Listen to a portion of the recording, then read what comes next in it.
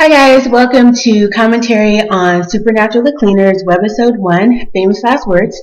This is me, aka Bree, and this is I play Kat. So, we wanted to give you guys a kind of walkthrough of the webisode, what we were thinking, what I was thinking as a creator and writer. First things first, Easter eggs. I know that I told you there was a couple Easter eggs, and I know because you guys are clever kitties, you found them. But just in case you didn't, the obvious one was Kat's shirt that she was wearing, which was the anti-possession symbol. And then the ringtone of Bree when she answered the phone was the Supernatural, which was, I think, kind of brilliant. I was proud of myself for that one. So those are the two biggest Easter eggs. The subtle ones were kind of shout outs. The girls going to Kansas as their next adventure or destination was a shout out to the boys being from Lawrence, Kansas. And then when Kat said, all right, Chloe, I love Smallville. Love it, love it, love it. And Chloe is just a rock star to me. Mm-hmm. When I grew up, I want to be like Chloe because she was the original. Well, she wasn't really the original. There was a couple of them, but she was still pimp. Yeah. Chloe's a pimp. So we like Chloe, and that's why we gave a shout out to her because she was just spunky and fun, and she was Superman's partner in crime, even though she got robbed. I still think, to this day, they should have been Chloe and Clark. But I'm not bitter. With Lana's bony behind. Really? Wow. I'm still kind of bitter about all that shade just now. I know. I'm gonna be okay. Sorry. This is for you, Chloe. I got you. I gave you a shout out because you're awesome and you deserved Clark. But that's okay. I'm alright. I'll be alright. Okay, thanks. Okay, I'm sorry. Focus. Bring it back. Bring it back. Supernatural. So when I created this, it's honestly Jensen and Jared's fault. Because they said at a couple of different conventions when people asked them about acting and directing and just going after their dreams, one of the biggest things that they both said on several occasions was find a vehicle that you love and that you want to act in, and if you don't find one, create one. So I thought, all right, game on. Here we go. So it's their fault. You can't blame the black girl for this one. Jared and Jensen, it's your fault. But also they said, and I appreciated it, especially from Jared, talking about when he was a kid in theater school and what he would tell the people, not just the students, but the people that are pursuing this. You don't have to be on screen to be an actor. You don't have to be on the big screen or on our TV sets or in anything so public. You are an actor if it's your craft and it's something you love. And I think you can agree with me on that. Yes. We've always, well, I can't say always. I'll let you speak for you, but for me, I've always wanted to tell stories. But not just tell stories. I wanted to show people that it's not necessarily what people expect, but if it's what you love, then go after it. A big reason for this web series, if you will, is because I love Supernatural. I love the show, but I love fantasy and fiction and sci-fi and horror and comics, and I never see anyone that looks like me represented, and it kind of hurts your feelings as an actor and as a fan to never see anyone that looks like you represented or represented in a positive light. You're either kind of fodder or background or a B side story, but you never are the love interest or the damsel in distress that gets killed off is your character, but you're not the lead. Do you know what I mean? So I don't know if you've had the same experience, but being a black girl in America, you never see anyone that looks like you. And then being a fan plus. Yeah, but not in all of the different genres. Yeah, you don't. We've heard even doing this one, during this web series, when the first episode came out, it was a lot of we got haterade. Yeah, we did. Because it's like, oh wait, I thought only white people watch science fiction. Suckers! It's your own dang fault for being narrow-minded. Right. So I heard a lot of that, and then they were like, well, what? People who don't watch Supernatural, they really didn't get it. But if you keep watching, you'll figure everything out. It's a story, so you got to keep watching and kind of throw yourself into it to really understand. But it's true. A lot of times when you watch certain science fiction or fantasies, you don't see as African American women, you don't see that a lot. You don't see us represented in that way. We're never the superhero. Nope. I think we're never the love interest. There's no justice. Yeah, so this is a shout out. This is for all of you Black girls who want to be in sci-fi. This is for you. And for all the juicy girls. And that's another thing. Like, I think, especially in this genre, and you can back me up on this, when you see comic book characters or you see sci-fi or fantasy or fiction, you always see, and I'm gonna drop it, tall and female, and you see size 2s. There's a huge percentage of fans of these genres that are plus size girls. Let's just be honest, plus size fans, period. But a majority are, I would dare to say girls, because the guys are so fine. I digress. Focus. You gotta focus and keep it on top. But we never see ourselves, and we're always the butt of the jokes, or we're the best friend or the sidekick, kind of B-. I want us to be the leading lady. I want us to be the girls that kick butt and take names, or the girls that get the guys, that are the love interests, that are the beauties, that are the we got this, the leads. That's another reason why I created this. Back to Webisode 1. You want to tell them about that dang on frog that was just mocking us? Oh, yeah. So we had, nature. We shot outside, and we're in Georgia, so there are all kinds of critters in Georgia. If you've never been to Georgia, don't come. Don't come to the South unless you like critters. It's so ridiculous. They're everywhere. So this one little frog, he just had to get his 5 minutes of fame. He refused to leave at first. He really did. He was just like sitting around like, look, y'all came into my space, and you're going to have to work around me. So that was funny. So he did end up in like the first few seconds of the shot. He should be lucky. Usually if you're in the first few frames of Supernatural, you die.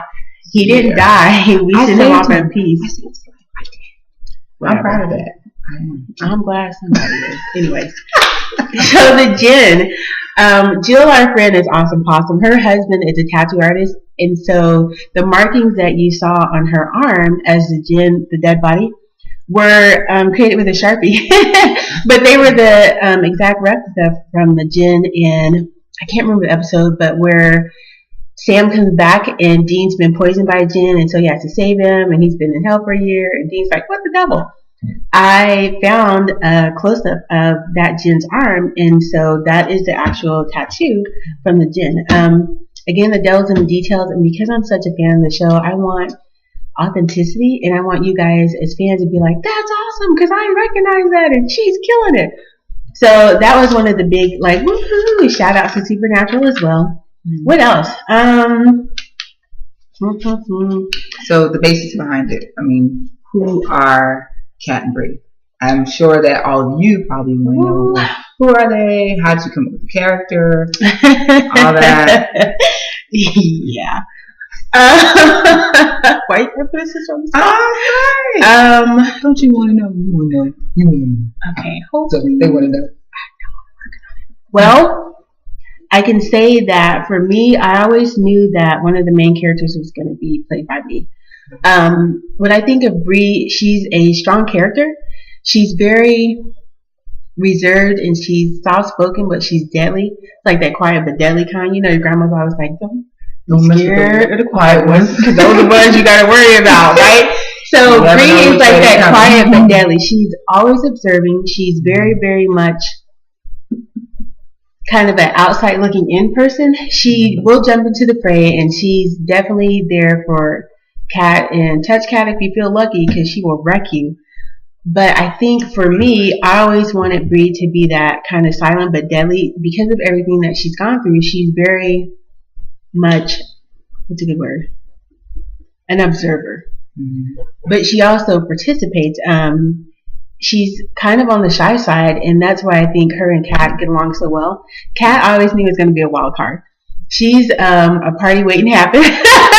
And truth be told, there's a couple of friends I had in mind, their personalities and kind of their characters or their characteristics and who they are when I was thinking about Kat. And my first friend is Marjorie, and then it was Miss Ma'am here. because they're larger than life and they're just out there and they're so like, hey, look at me. And Bree's like, oh, don't look at me. I'm just kind of sliding back in the shadows. So that balance is key to me. Kat, like I said, is a wild card, even though you'll see later on her backstory, but what has happened to her, she still just wants to have fun. She is in this life, and you'll see in the upcoming webisodes, kicking and screaming, she got dragged into it, but in for a penny, in for a pound, so she's down with whatever, and she'll wreck some stuff, but she still wants to have fun. I think the thing that I love about both of them is, yes, they are cleaners. They clean up Supernatural, and they see the crap part of the world. I mean, you see monsters and blood and gore, but not only that, they're dead. That's not sexy. But they still want to be cute, like they're girls. And so a friend of mine brought up a good point, and I was laughing so hard because I thought about this, and I thought that's true. When we were digging the holes, and he's a guy, which I appreciate because he got it. He was like, you guys dug holes like that in real life, it would take you forever. And I wanted to show that because we're not hunters, we're cleaners. And we're girls, not guys. Sam and Dean make it look easy. They're like, watch this, dig, dig, dig, bam. There's a hole, there's a body, let's wrap this puppy up.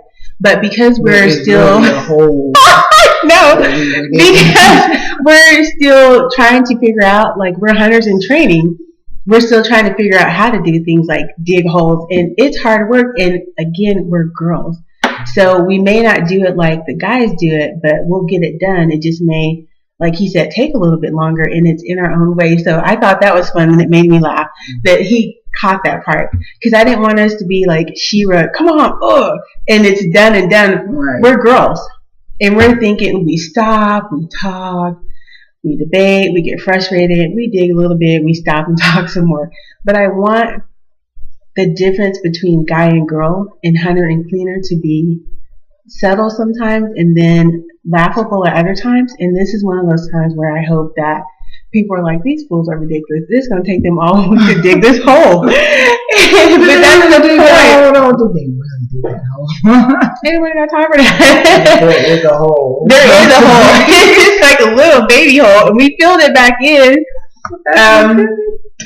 But I wanted that to be something that would crack people up, because they appreciate that these girls don't know what they're doing. One, two, they are girls, so they're not brute strength like the boys are. They're girls. I appreciated that until Miss Ma'am here lost her mind and attacked the tree. Why did you attack my tree with your shovel? First. You didn't see that. It attacked me. Listen, it's wild out there. That tree attacked me. I have bruises. Object, because you beat it down with your shovel, boo. It's lucky to still be standing. I'm just saying. So if you're a tree hugger, sue me. It's done. But I love my character. I love Kat because Kat is not afraid to be herself. She's gonna let you know what she feels, and you know at any moment you never know what's gonna come out of her mouth. I know. And she is not soft spoken at all. She is the complete opposite of Bree, and that's what makes the characters work so well together. Because when Bree is like, "No, it's okay," Kat's like, "Forget it. We wrecking everything. No survivors. I want to see you. And so, she first, ask questions later. Right. Bree is more along the lines of Sam. Kat is definitely more along the lines of Dean. Sam is logical and he's methodical and he contemplates before he acts. Dean's like, oh shoot, wait, my bad. We needed you, and you're dead. So sorry, like carry on, citizen, carry on. Like, Kat is definitely Dean. I'm excited about the upcoming webisodes. I think you guys will be encouraged because you'll get a couple of things. One, you'll get to dig a little bit more into the world of cleaners, so you'll meet some other cleaners. Hint, hint. The title of this webisode is a hint, famous last words. So what Kat and Bree were discussing will bear on them down the road in a really interesting way. I'm trying to say things without saying things. Is this working? Okay, yeah. You'll get to learn about their backstories, how they came about as cleaners and slash hunters in training. You will get to meet some very interesting bedfellows of the girls, which, yeah. The music I was proud of it because that is everything. I always knew when I created this that I wanted the theme song to be killing it. When you automatically think of this theme song, you thought of the girls and you could see the car and then peeling out and hauling butt down the road. I wanted it to be one of those songs where, just like with Supernatural, anytime you hear Carry On My Wayward Sons, you literally have a reel playing in your mind of episodes where the boys have been doing God knows what and to who, but it instantly brings to mind scenes. And I wanted that to be the song for the girls. And when I heard Chris Stapleton's version of A Man's World, I always wanted that to be the theme song for Supernatural The Cleaners, because it is girls, and if you think about it, hunting is pretty much a man's world. Yeah, most of the time you find male hunters. There are some females, and they're double bad. Yeah, because we go above and beyond. But I knew from the start that song was going to be it, because it just sets the tone. It is a man's world, but it wouldn't be nothing without a woman or girl. And so being cleaners, we are the girls. We clean up behind you and do the damage on the sly and on the down low, but when we have to get pulled into the action, it's going down for real. When I heard Chris Stapleton's version, because I love the version by James Brown, that song is just bomb.com. But his version is so gritty and just so raw and pulling in the country and the hard rock and just kind of putting it on its head. And then the live version made it even better, I thought. Yeah. So, question. Yeah. Does Bree actually tell guys she's a plus size hit? I just want to know. Maybe you'll find out later on down the road. I mean, I don't know. I'm not one to gossip. And you were here for me. Remember when we told her, I ain't want to gossip, you were here for me. But you might hear about that down the road. No, she can't tell them, because then she'd be telling them the truth. That's why she's a construction worker, a landscaper, candy gram stripper. No. It was not just civilized FBI agents, mind you. It was candy gram strippers. Just one time. No. It's unfortunate. I digress. But that's pretty much what we have for Webisode 1. Hey, are you guys going to win the HGTV Dream Home? No. Do we know anybody that has a dream home house like that? I don't know. I can't say that. See? So they have a anybody out there got a dream house you got to get away? Just curious. Or we can borrow the film in. That would be no, because then it would have to be like the bunker for the boys. You know how the boys have the bunker, and that could be our bat cave. Except we don't have a bat cave because we don't know anybody that has a house that big that would let us borrow it. Yes, we do. They're out there. Hello, friend. Yeah, if you want to, we will love you forever. We'll give you chocolate covered gummy bears. They're the best thing ever. Not just gummy bears. Chocolate covered, but they're not just any chocolate covered. They're Rocky Mountain Chocolate Factory chocolate covered. Ready? Yeah. This is what we were eating. Look at it. Check this out. Bam. It's not only fabulous, it's fantastic because it's unique, like we are. You're welcome. And there you have it. So that is it. We just wanted to give you a little bit of commentary on Supernatural. The Cleaners, Webisode 1, Famous Last Words. Keep in mind down the road there's going to be some hints dropped in this webisode that will come back to bite the girls in the butt, so to speak, that will play heavily into upcoming webisodes. You'll learn about Kat's backstory and Bree's how we met. The shenanigans that ensue, and shenanigans will definitely be a word. Oh my gosh, I can't.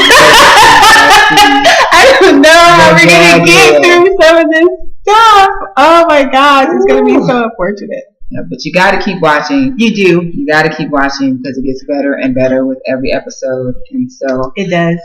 I implore you to keep watching Supernatural the Cleaners. It'll be worth it, I promise. Thank you guys so much for watching. Until next time, sweet Deans and sweet Sams. And don't forget to like, share, and subscribe. Please and thank you. Bye, guys. Bye.